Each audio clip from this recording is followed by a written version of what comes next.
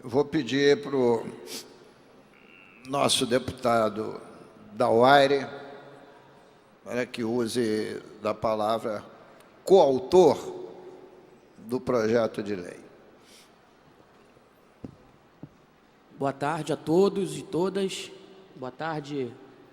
Em nome do presidente da mesa, eu cumprimento todos os demais pessoas que acompanham essa mesa.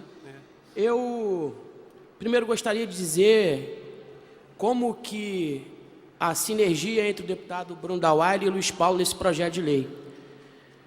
É um projeto de lei enviado à casa pelo governo do Estado, em alguma operação de crédito dessa que tratava de empréstimo. Eu emendei o projeto vinculando as novas isenções ao aumento real da receita corrente.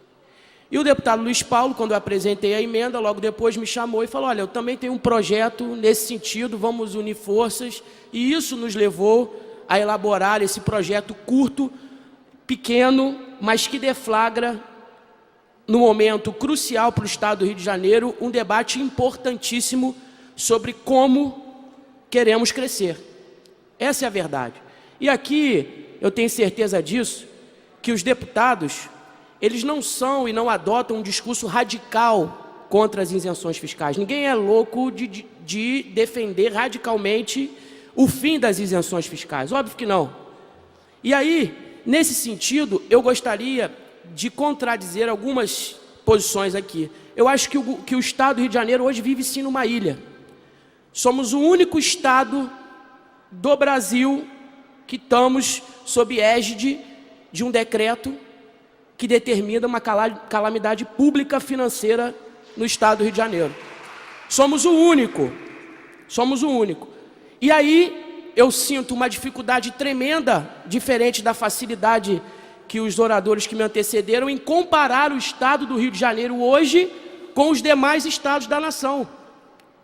É difícil hoje o Estado do Rio de Janeiro ser comparado com os demais estados, porque, além de tudo, vivemos um ambiente que não é propício para negócio. Os senhores estão aqui hoje, não especificamente por esse projeto de lei.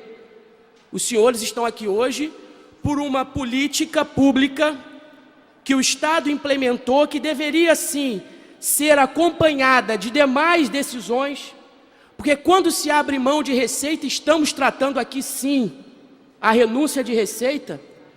O governo do Estado, sabendo dessa política agressiva, dessa guerra fiscal no Brasil, deveria, ao invés de aumentar o seu custeio, que ao invés de aumentar as suas despesas, que ao invés de contrair mais dívida, pudesse fazer a matemática reversa, pudesse, ao contrário disso tudo, diminuir o custeio, diminuir as suas despesas, para que a renúncia de arrecadação pudesse equalizar a matemática. Então os senhores estão aqui hoje, não só porque há um projeto de lei nessa casa que não quer acabar de vez com as isenções fiscais, quer sim reorganizar o desenvolvimento do Estado para que a população, sociedade civil organizada, de maneira transparente, possa acompanhar esse desenvolvimento. Por uma política pública agressiva, como eu disse, que não veio acompanhada de medidas que o governo deveria ter tomado. E aí, eu queria aproveitar a fala do secretário, que eu tenho uma admiração muito grande, o secretário Capucci, quando ele diz que esse movimento na Assembleia Legislativa do Estado, essa deflagração dessa discussão, fez com que ele já sentisse uma perda de empresas para cá, que ele já sentisse uma perda de empregabilidade. Só que, como esses dados relacionados às isenções fiscais são tão confusos, eu também não consigo achar um fundamento para que apenas o movimento da Alerj possibilitasse essa queda da empregabilidade, essa desistência de empresas para o Estado do Rio de Janeiro. Então aqui, eu gostaria de deixar claro, porque sou de uma região do norte fluminense, e aproveitando, gostaria também de dizer que tem dados aqui que trazem a respeito da empregabilidade e o nosso dado consolidado do Norte Fluminense, não há um município hoje no Norte Fluminense que consolide seu dado com aumento de empregabilidade. Nós estamos em declínio no Norte Fluminense e essa é uma realidade. A gente pode buscar inúmeros fundamentos para tratar o caso da empregabilidade hoje, no estado do Rio de Janeiro, sobretudo no Norte e Noroeste Fluminense. Pode falar da crise do Brasil, mas a verdade é que hoje estamos aqui discutindo isenção fiscal. Então, esse discurso radical, que os deputados querem acabar com qualquer tipo de incentivo, isso é balela. O que nós queremos discutir aqui é como, que procedimento, que método nós podemos traçar a partir, sim, de um decreto de calamidade. O Estado não pode abrir mão de 1 centavo sequer, porque como é que nós, parlamentares, quando a gente sai aqui da Assembleia Legislativa do Estado, está aqui nas escadarias inúmeros servidores públicos que estão sem receber. E como é que nós, parlamentares, justifiquemos que o governo do Estado abre mão de receita e não consegue sequer pagar o seu servidor público? Então, essa discussão é uma discussão que engrandece o parlamento, que engrandece o Estado do Rio de Janeiro e todas as instituições que participam nesse momento dessa discussão. Tem um profundo respeito pela Firjan, um profundo respeito pela FEComércio. Mas acontece que hoje o Estado do Rio de Janeiro vive um momento peculiar e muito complexo.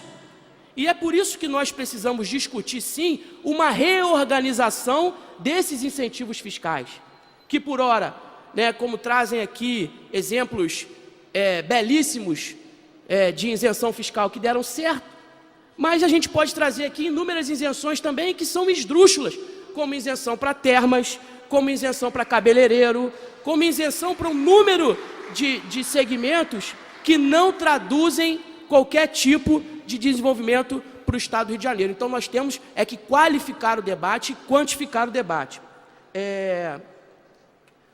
Além disso, a gente escuta alguns números grandes de desemprego.